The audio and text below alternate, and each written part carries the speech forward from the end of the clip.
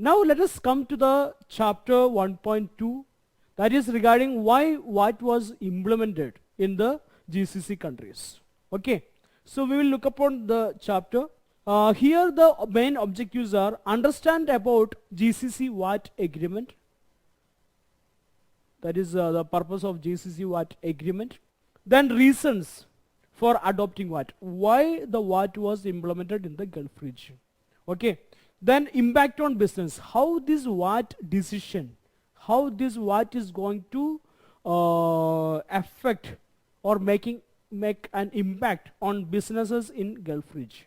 So all these things we will see from this chapter. First, let us look upon the GCC VAT Agreement. It is a framework that is signed by all the 6 GCC countries. Okay, so GCC VAT Agreement is signed by all the members of the GCC, that is Gulf Cooperation Council.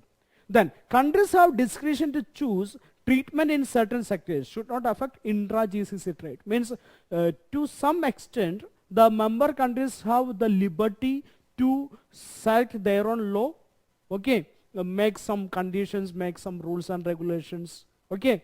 But it should not affect the intra-GCC trade. Okay, because they are very careful to keep the relationship. Then the mutual agreement should be there between the standard rate of VAT as well as registration threshold. So if you see the VAT in Gulf countries, you can see a normal rate, the uniform rate 5%. Okay, then registration threshold also it is there. We will study it in the registration chapter. Then reasons for adopting VAT. Why the VAT was implemented in the Gulf? See, there was a sustained weakness in oil prices. Means the oil price was coming down. And there was an acute deterioration in external and physical balances over the past few years because of this oil issue. Okay, you might have been heard about it. Then, there is a demographic pressure on education and aging population. If you take the population, most of them don't have much education, as well as it is aging. All people are getting seniors or more aged. Okay, so economic diversification to non-oil sectors was necessary. Okay, and the government was also in a necessity to find out more revenue for supporting the elderly people or to provide education. Then, recent budget announcements included in subsidy reforms. Okay, the government brought various subsidy reforms and planned to increase non-oil revenue. Also, government was keen on reducing the wasteful expenditure.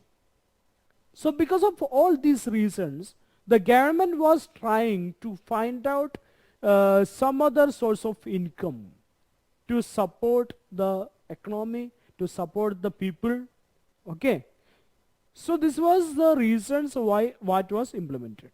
And if you look upon the GCC EXIM trade, the exports was amounting to $861 billion for 2014 and imports was 476 billion for 2014. So it was a very good scenario. Then export of natural resources means the Gulf countries was holding almost 50% of the world's oil and gas requirements. These countries were exporting the oil and gas to other countries. Then it is also an important hub for trading between Asia and Europe. Okay, so if you look upon the GCC EXIM trade also, almost 50% of the oil and gas supply was from Gulf countries. So when the oil price is decreasing, then there is a necessity for these countries to find out some alternative income. Then let us look upon what implementation in UAE. The UAE is a part of group of GCC countries. It is connected through the economic agreement between the GCC states and the GCC Customs Union. Okay. They have worked together in designing and implementing new public policies. This collaborative approach is the best for the region. So see, in UAE as well as in other countries also, There was a designing or implementation of the new VAT system. Okay, and it was required to take up the region to higher levels. Then, on bringing or adopting what is the effect it is going to make it in the economy?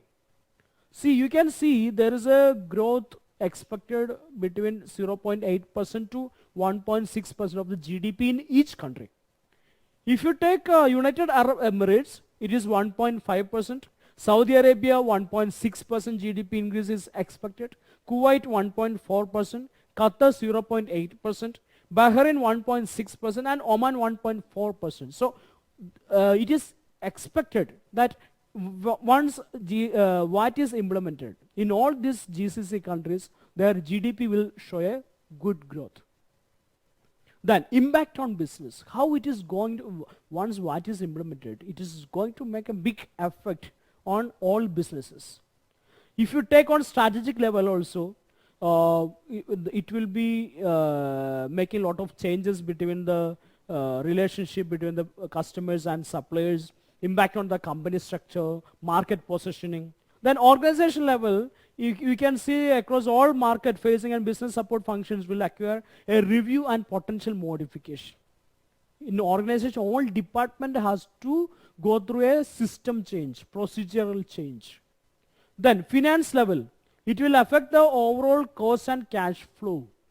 Okay, because you need to check the input tax credit, you need to pay the tax amounts, you need to collect tax from the customers. All these things are affecting the working capital. And moreover, in Gulf countries there was no tax.